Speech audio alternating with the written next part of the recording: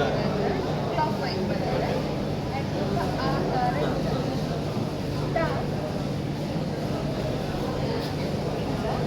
next ಕನ್ನಡದ ಅಕ್ಷರ ಮುಖ ಬರಬೇಕು ಅಕ್ಷರದ ಮುಖ ಬಟ್ ಇದು ಅರ್ಥ ಫಸ್ಟ್ ಬರಬೇಕು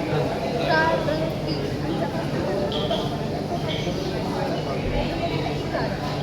ನಾವು ಮೂಲ ಅಕ್ಷರ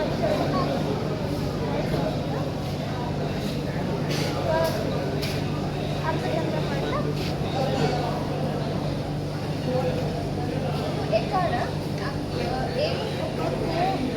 pada o अक्षर उಳಿದ ಅಕ್ಷರ